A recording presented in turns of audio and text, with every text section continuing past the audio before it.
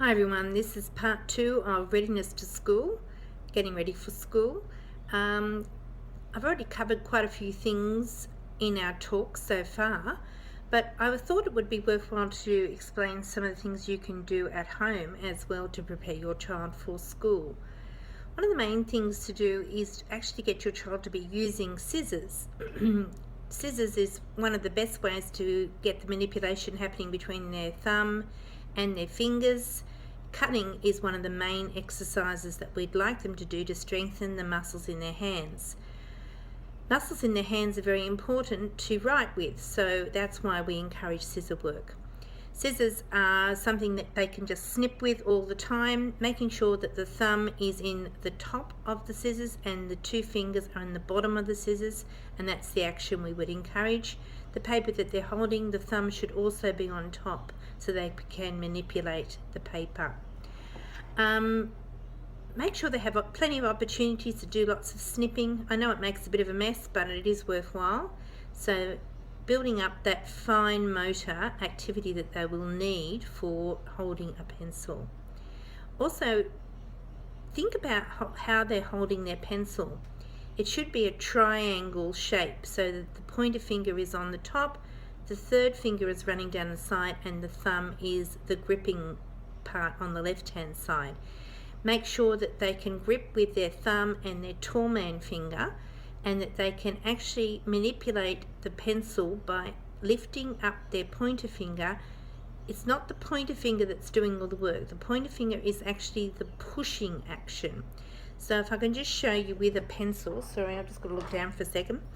So this is the action we want. We want the tall man and the thumb running on the side of the pencils, and the pointer finger is on top.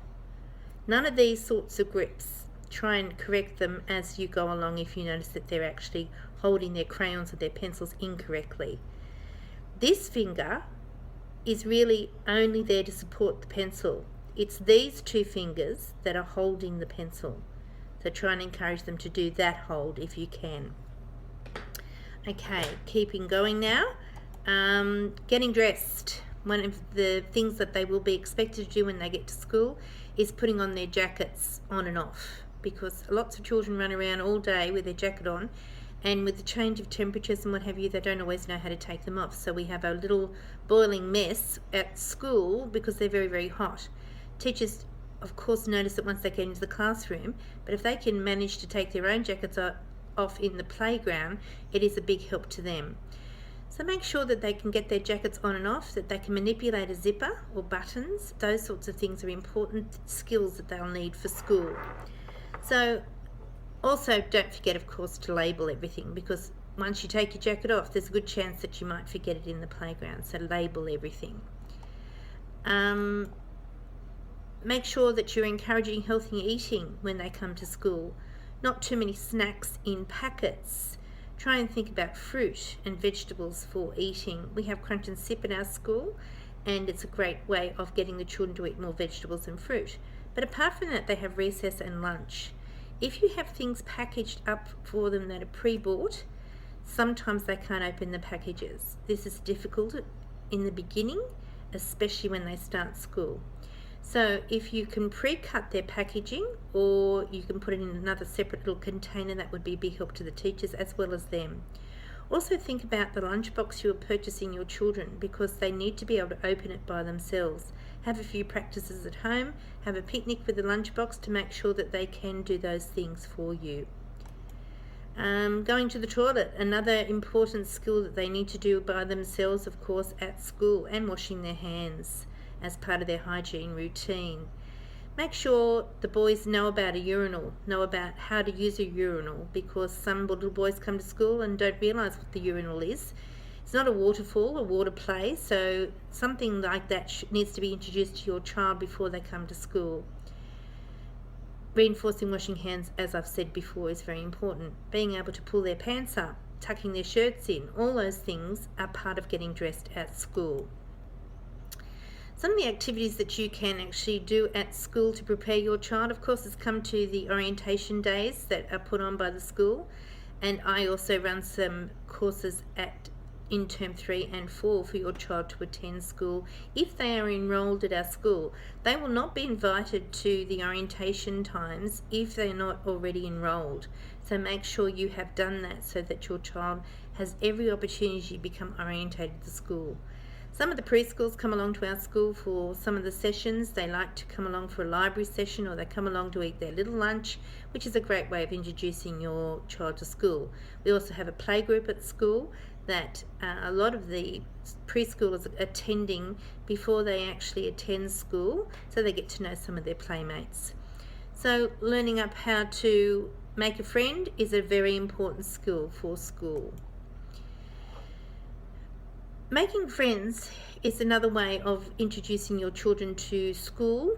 Have some play dates, have children over, encourage sharing, all of those things that will be expected at school, taking turns. So I'd like to see that happen before they get to school. Talking. Make sure your child is able to be understood. Make sure your child is clear when they're talking. Correct them if they're not right. If you're worried about your child's speech, now's a good time to actually get them to a speech pathologist to get them assessed in case there may be some underlying problem. Sometimes at home we perfectly understand our children, but when they get to school it is a bit more difficult if they have a special language issue. So make sure you go to a speech pathologist if you think there might be something a little bit underlying that you need to get sorted out before they start school. Books, of course, are the best way to introduce your children to school, so do lots of reading with your child, them reading to you, them having books all around them, and of course you reading to them is the most important tool that you can use before starting school. Encourage a positive and appropriate behaviour. If they're not really good at sharing, if they're not able to share, that now is the time to encourage that skill to come into the fore of how they behave themselves with other children. So encourage their best behaviour when they are out with other people, so that they know that what is right or wrong in different situations. Challenging behaviours can always be a problem, but try and talk to your teacher or your child's teacher when they start school if you think it's going to be an issue with them starting school. Set up routines at home for going to sleep, all those things I've mentioned before. Make sure some routines are already in place before they start school.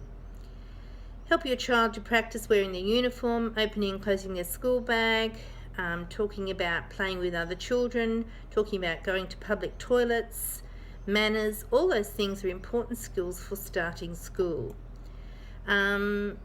When a child is upset if they start school and there is some separation problems, make sure that you spend the time to talk to the teacher, take their lead as to what you should do. Usually they're fine once you've left, but it's always a little bit difficult if they have a few problems saying goodbye. So just prepare your child for that you will be going, but be firm and leave as soon as possible.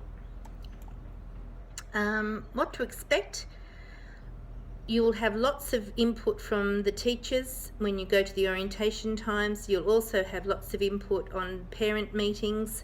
So don't ever hesitate to come to the school to talk to any problems you might have. You can talk to me, you can talk to your child's teacher. We are all available to help you with this transition. Well, I'll end the talk there so that we can get on with other things. So thank you very much for your time today, and hopefully this will be a help to you.